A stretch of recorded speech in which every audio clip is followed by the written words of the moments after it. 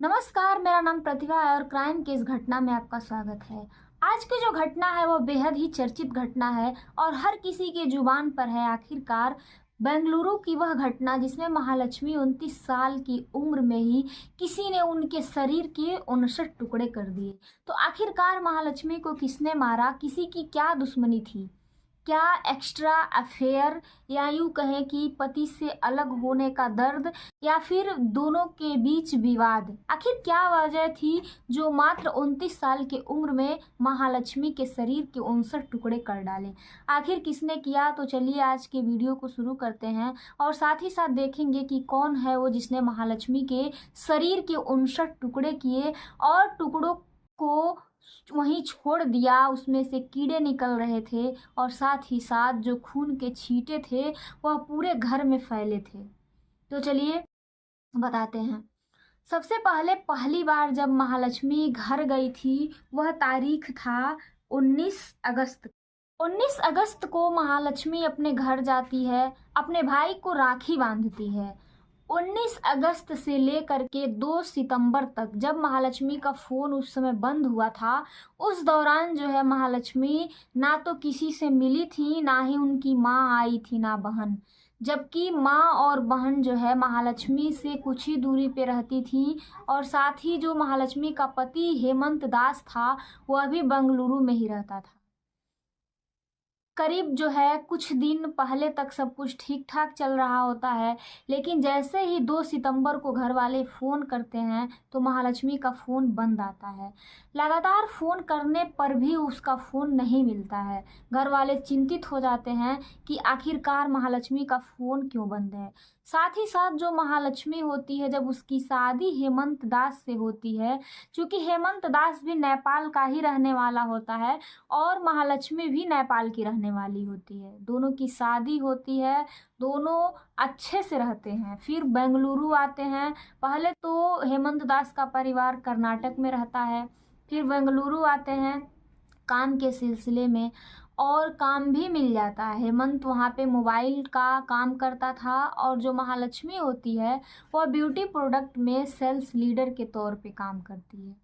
सब कुछ ठीक ठाक चल रहा होता है। एक बेटी भी होती है, बेटी 4 साल की होती है। लेकिन 2023 के नवंबर या दिसंबर तक दोनों के बीच ठीक चलता है, वहीं से अनबन शुरू हो जाती है। जो हेमंत दास होता है उसको शक होने लगता है कि जो महालक्ष्मी है वह किसी के साथ अफेयर में है। महालक्ष्मी से पूछताछ करता है, महालक्ष्मी कहती है इसमें कोई सच्चाई नहीं है। लेकिन शक ज़्यादा गहरा होने पर जो हेमंत दास होता है वह बार बार शक करता है और महालक्ष्मी से आए दिन हेमंत दास का झगड़ा होना शुरू हो जाता है। हेमंत दास और महालक्ष्मी अक्सर झगड़ते रहते हैं, साथ ही बेटी भी दोनों के साथ ही रहती है। ज़्यादा झगड़ा बढ़ जाने के बाद एक रोज़ हेमंत दास घर छोड़कर चला जाता है और जो महालक्ष्मी होती है बेटी के साथ ही रहने लगती है। फिर 4-5 महीने के बाद जो महालक्ष्मी होती है बेटी को हेमंत दास के पास छोड़कर चली जाती है और एक दूसरे जगह किराए का मकान लेती है। 3rd फ्लोर का मकान होता है और मकान में सबसे ऊपरी तल पर महालक्ष्मी रहने लगती है। साथ ही साथ जो महालक्ष्मी की बहन होती हैं और माँ होती हैं वह भी पास में ही किराए के मकान में रहती हैं। साथ ही जो भाई होता है वह भी नेपाल से आता जाता रहता है। इस तरह से कोई दिक्कत नहीं होती है। महालक्ष्मी भी पति हेमंत के पास जाती है और बेटी से भी मिलती है। जब भी उसे छुट्टी मिलता है 10 दिन या 15 दिन में वह एक बार ज़रूर जाती है अपने बेटी।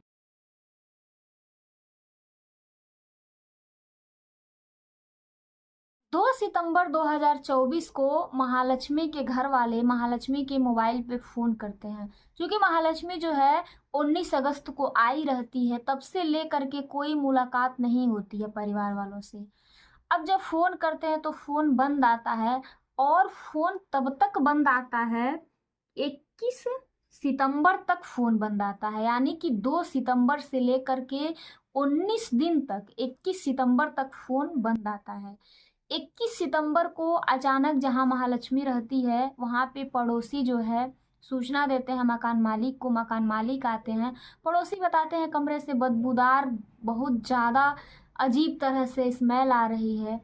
फिर जो मकान मालिक होते हैं महालक्ष्मी के माता से संपर्क करते हैं, क्योंकि एग्रीमेंट के टाइम पे जो महालक्ष्मी होती है वह अपने माता का नंबर दी रहती है। उसकी माँ आती हैं, बहन आती हैं। माँ और बहन बताती हैं कि मैंने भी फ़ोन करने की कोशिश की थी, लेकिन जो महालक्ष्मी है उसका नंबर नहीं मिला। अब उसका भाई भी फ़ोन लगाता है, लेकिन उसका भी नंबर, उससे भी महालक्ष्मी का कोई कांटेक्ट नहीं हो पाता है।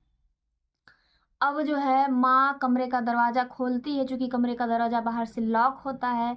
दरवाज़ा खोलते ही सबके होश उड़ जाते हैं। कमरे से इतना बदबू आने लगता है, साथ ही साथ जो फर्श होता है वहाँ पे मांस के टुकड़े होते हैं। खून पूरे फर्श पे बिखरा होता है और साथ ही साथ एक लकीर बनी होती है।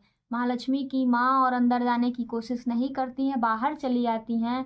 मकान मालिक और पड़ोसी साथ होते हैं, पुलिस को सूचना दी जाती है, पुलिस आती है और पुलिस जैसे ही अंदर प्रवेश करती है एक लकीर बनती है, खून की लकीर अलमारी की तरफ जाती है और वहाँ पे मिलते हैं महालक्ष्मी के टुकड़े।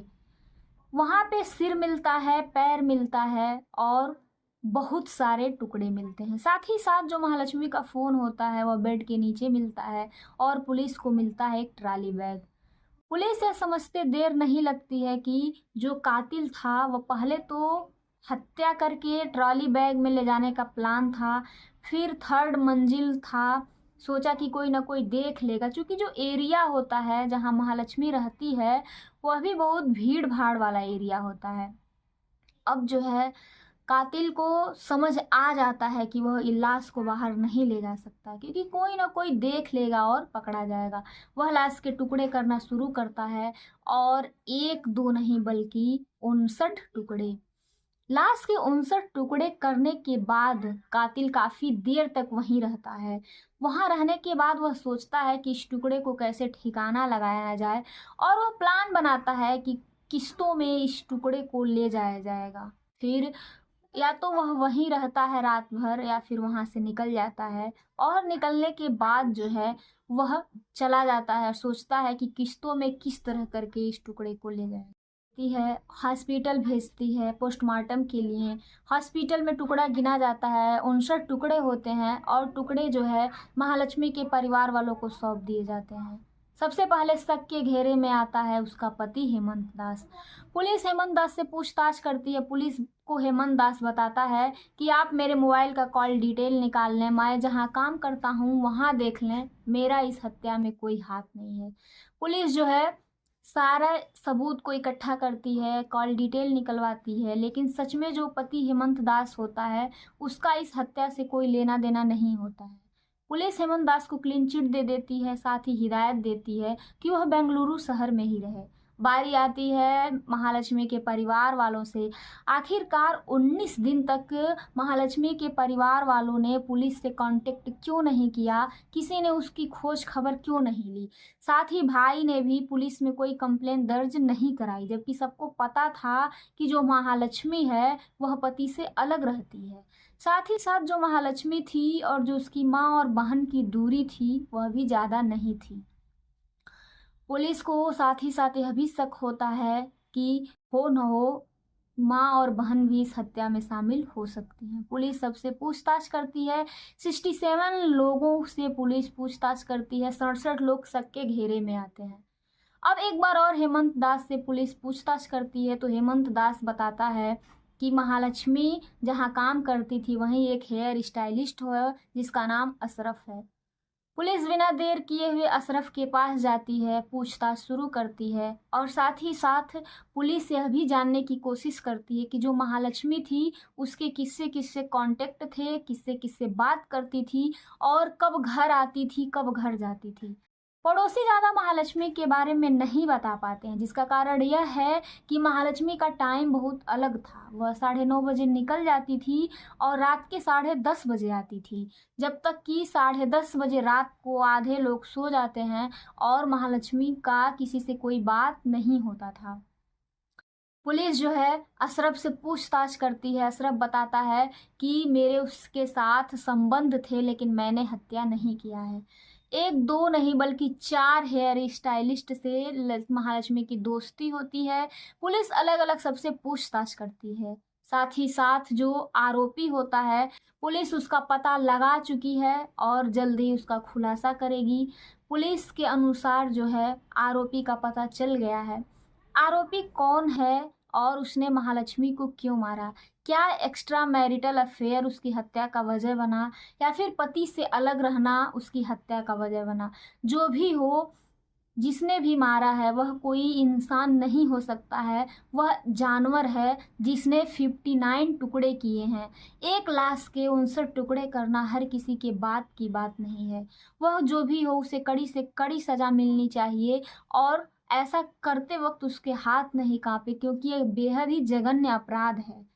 जो भी हो उसे कड़ी से कड़ी सज़ा मिले। आप लोग सतर्क रहिए, सुरक्षित रहिए, क्योंकि कातिल कोई भी हो सकता है। सोच समझ कर भरोसा करें। धन्यवाद।